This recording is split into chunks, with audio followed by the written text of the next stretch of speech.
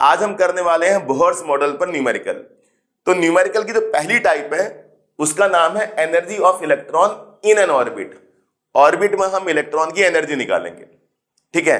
तो पहला पार्ट जरा देखिए, सेकंड ऑर्बिट ऑफ हाइड्रोजन। दूसरा पार्ट देखिए, second orbit of helium plus. हमने इलेक्ट्रॉन की एनर्जी निकालनी है सेकंड ऑर्बिट ऑफ हाइड्रोजन में, फिर हमने इलेक्ट्रॉन की एनर्जी निकालनी है second orbit of helium plus में। ये एनर्जी ऑफ इलेक्ट्रॉन निकालने का फॉर्मूला है -2.18 इंटू 10 की power -18 over N square into Z square. N यहां पर है नंबर ऑफ ऑर्बिट, जेड यहां पर एटॉमिक नंबर। तो देखिए second orbit of hydrogen mention है, तो एन क्या है ऑर्बिट, जेड है एटॉमिक नंबर।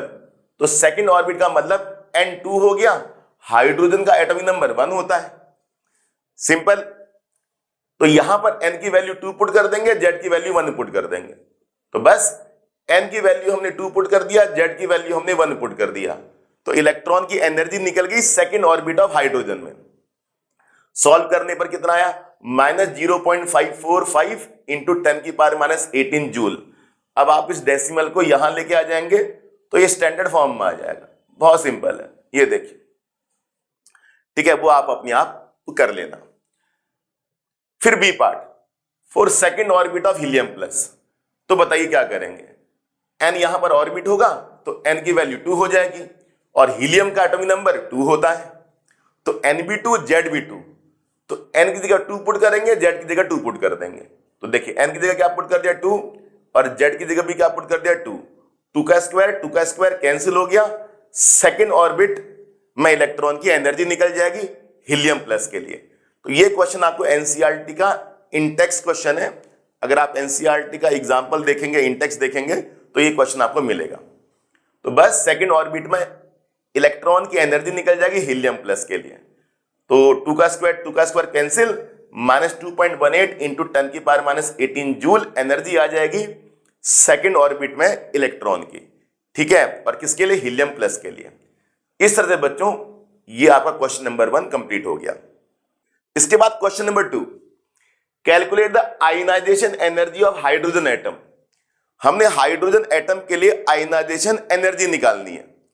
तो सबसे पहले यह समझिए कि आयनाइजेशन क्या होता है। यह हाइड्रोजन का इकलौता इलेक्ट्रॉन है, सब जानते हैं हाइड्रोजन के पास एक ही इलेक्ट्रॉन होता है, हमने इसको बाहर निकाल दिया।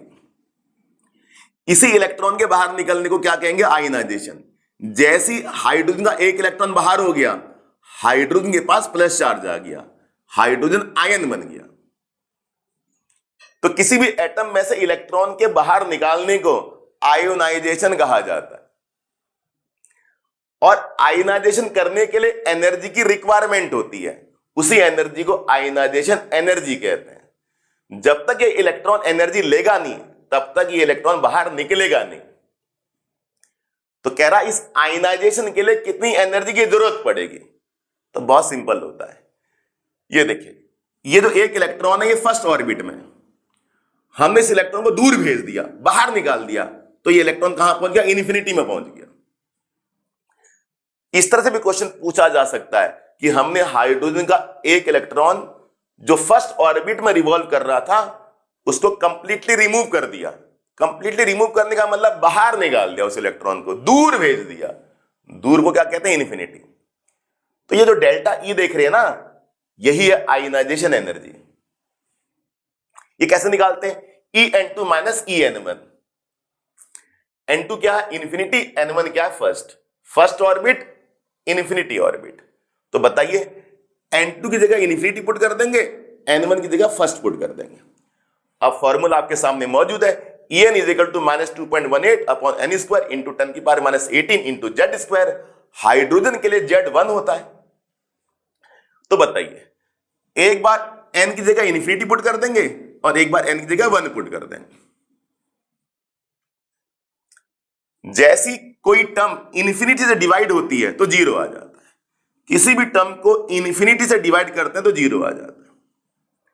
और ये तो आ जाएगा -2.18 इंटू 10 की पावर -18।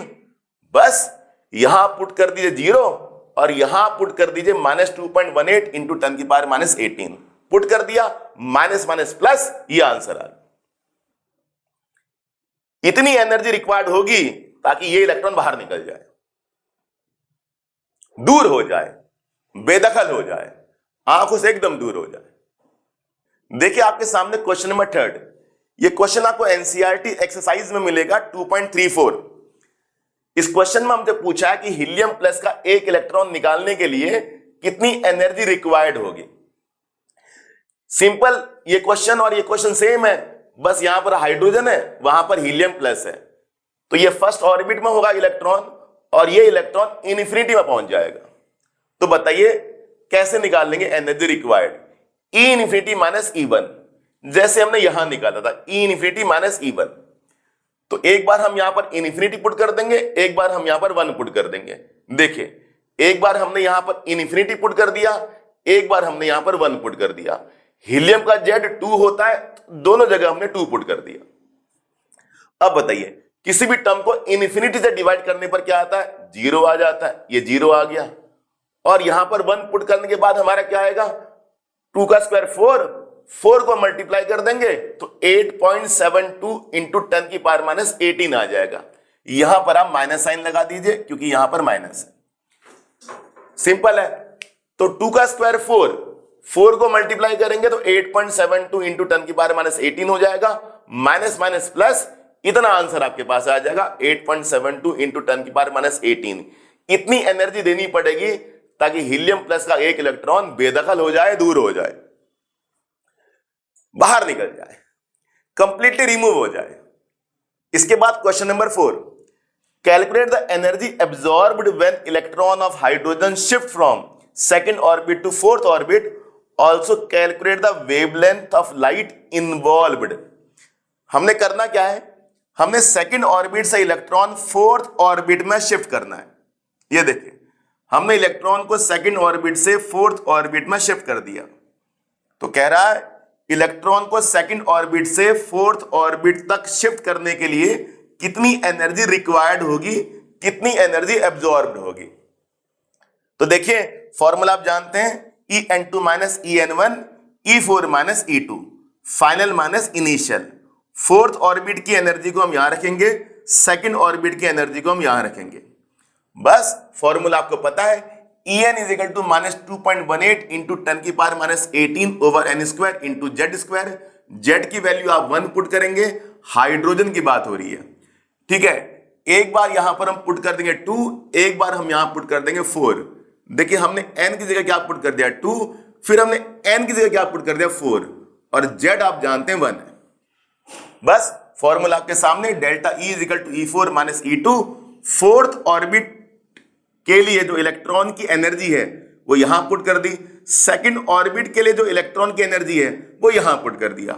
सॉल्व करते गए डेल्टा E आ गया हमारा 2.18 इंटू 10 की पावर माइनस 18 इंटू 3/16, 0.40 इंटू 10 की पावर माइनस 18 जूल। इतनी एनर्जी एब्जॉर्ब होगी, ठीक है। पहला वाला पार्ट हमारा निकल गया। इसके बाद हमने निकाला wavelength. Delta E is equal to होता है h न्यू होता C अपॉन लैम्डा, ठीक है। Delta E is equal to h nu is equal to C upon lambda. Nu frequency, h Planck constant, C velocity of light, lambda wavelength. हमने wavelength निकालना है। ये देखिए हमने क्या निकालना है, वेवलेंथ निकालना है।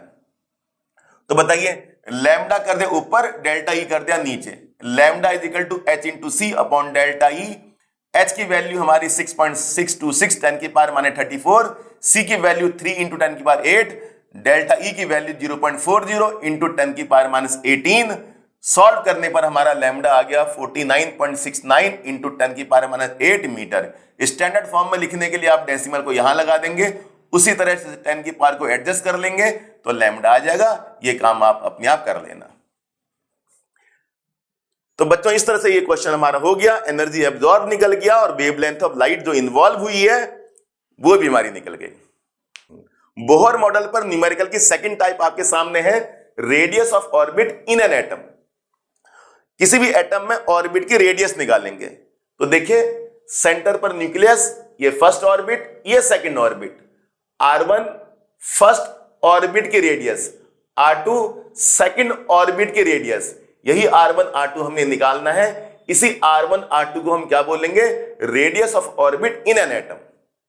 फॉर्मूला आपके सामने मेंशन है, 52.9 upon Z into N square picometre. ये जो रेडियस आएगा वो पिकोमीटर में आएगा। अब बताइए, अगर हमने सेकंड ऑर्बिट ऑफ हाइड्रोजन के लिए रेडियस निकालना है, R2 निकालना है, तो कैसे निकालेंगे? n की जगह पर हम 2 पुट कर देंगे। n ऑर्बिट है वो 2 हो जाएगा, सेकंड ऑर्बिट। हाइड्रोजन का जेड 1 होता है, तो बस जेड की जगह पर 1, n की जगह पर 2। तो सॉल्व कर लेंगे, सेकंड ऑर्बिट का रेडियस निकल जाएगा हाइड्रोजन के लिए। उसी तरह से second orbit of helium plus के लिए रेडियस कैसे निकालेंगे? सिंपल, ऑर्बिट यहां पर 2 है, हीलियम के लिए जेड 2 होता है, तो बताइए n की जगह पर हम 2 पुट कर देंगे, जेड की जगह पर हम 2 पुट कर देंगे, तो सेकंड ऑर्बिट की रेडियस निकल जाएगी हीलियम प्लस के लिए। कैलकुलेशन आप अपने आप कर लेना। एक और कंटेंट लेके आएंगे बच्चों। Thanks for watching this.